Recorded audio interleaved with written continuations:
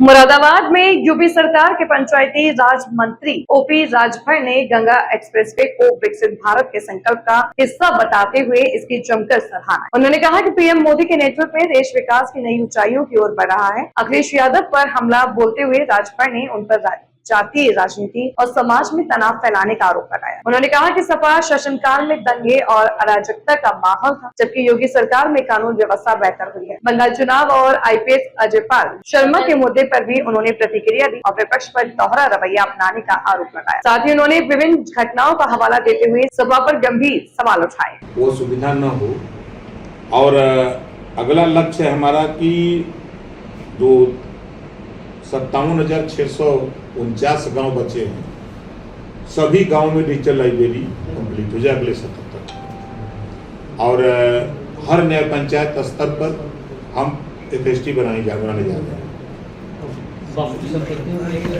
यह वो अपलोड हो रहा है, जो गलत है उसको निरस्त किया जा रहा है। गवर्नमेंट की हो जाएगी भाई, जब आपके नाम है नहीं, आप कब्जा किए। आज अमरोहा में एक कट पिछड़ा सम्मेलन है, उसी सम्मेलन में भाग लेने के लिए हम आए हुए हैं। जी, जैसे कि आपके लगातार सपा प्रमुख अखिलेश यादव से तनातनी का मामला लगातार चल रहा है कि आप चुनाव 2027 में अकेले लड़ेंगे या फिर गठबंधन के साथ रहेंगे? एनडीए गठबंधन में हम हैं। एनडीए गठबंधन के साथ हम लोग मिलकर चुनाव लड़ेंगे। हमारी तनी तना उनसे हमारा गाड़ मेड़ का थोड़ा झगड़ा है, विचारों का झगड़ा है, सोच का झगड़ा है। जैसे अगर हम त्वरित बात करें तो गाजीपुर में एक घटना हुई, एक विश्वकर्मा की बेटी और एक ब्राह्मण के लड़के लंबे समय से प्रेम प्रपंच था। विश्वकर्मा का परिवार बहुत गरीब था, तो बेटा ने कहा कि हम शादी तुमसे करेंगे। तो लड़की की पिता को पता नहीं, लड़की के पिता ने 25 अप्रैल को शादी रख दिया। तो लड़की ने दबाव बनाया लड़के के ऊपर कि शादी कर लीजिए, लेकिन वो इनकार कर दिया। तो दोनों में मोबाइल पे काफी नोकझोंक हुई दोनों में। तो लड़की ने मोबाइल पर जो वार्ता हुई है दोनों की, कहा कि नहीं करोगे तो हम आत्महत्या कर लेंगे और तुमको फंसाएंगे। तो उस स्थिति में रात को लड़की घर से निकली, रास्ते में तमाम सीसीटीवी कैमरे हैं, उसमें उसके फोटो आए, मोबाइल पर उसके चैट हैं, वार्ता के जो डिटेल निकल के आई वो है।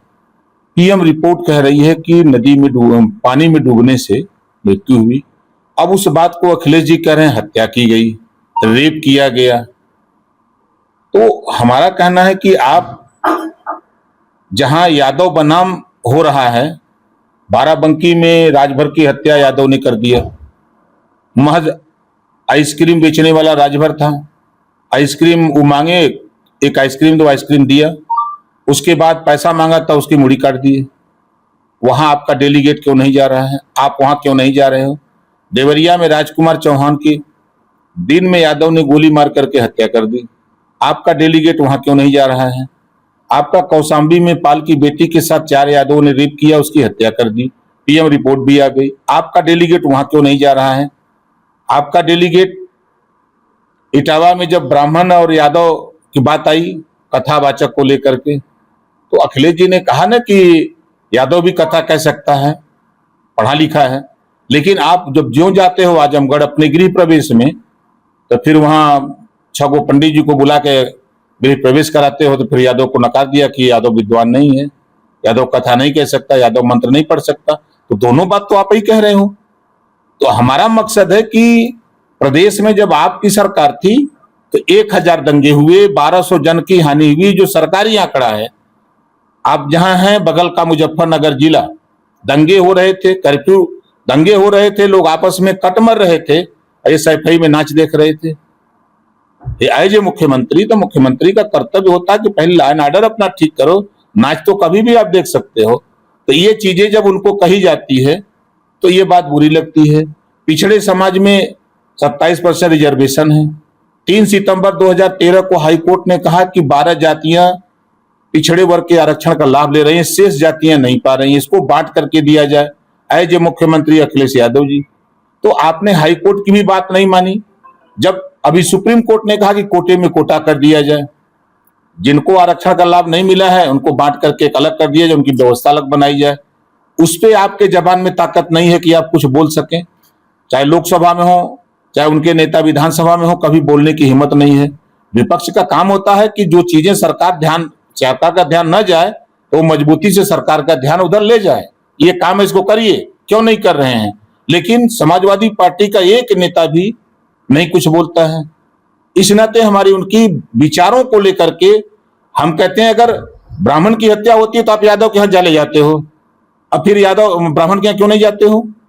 देवरिया में घटना हुई, जमीन को लेकर के ब्राह्मण की हत्या हुई, ये चले गए यादव के यहाँ। आप गए, अच्छी बात है, यादव जी के यहाँ जाइए, लेकिन वही अगर हत्या हुई है ब्राह्मण के यहाँ, मारने वाले के यहाँ आप जा रहे हो, मरने वाले के यहाँ आप नहीं जा रहे हो। इस तरह की दोहरी मानसिकता क्या है?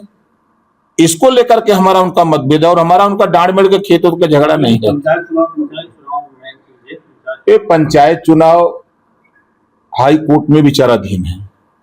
सरकार चुनाव कराने के लिए कटिबद्ध है। मतपत्र छपवा करके राज्य निर्वाचन आयोग सभी जिले में पहुंचा चुका है। मतदाता सूची का प्रकाशन होने की स्थिति में था, लेकिन न्यायालय को देखते हुए मामला भी मतदाता सूची 10 जून कर दिया गया। तो कोर्ट का आदेश आज हो जाए, चुनाव का बिल्कुल कल बच जाएगा। कोर्ट का आदेश का पर ही, अब चूंकि वही मामला सर्वोपरि है। चाहे चुनाव का समय पूरा होने पर क्या प्रशासन बैठाए जाएंगे? अब तो जो कोर्ट का आदेश आवे कि चुनाव नहीं होगा तो आपको क्या करना है, अब तो न्यायालय डिसीजन दे। वो कहेगा ना, मामला तो चला गया उसके यहाँ, सरकार का निर्णय। तो चुनाव कराने का रोका कौन? नहीं सरकार भाई, मामला न्यायालय में लंबित हो गया तो उसमें हम उससे अगेंस्ट हम जा नहीं सकते। जा सकते हैं भाई, तो चुनाव का मामला है तो उसी से जुड़ा हुआ प्रशासक है ना।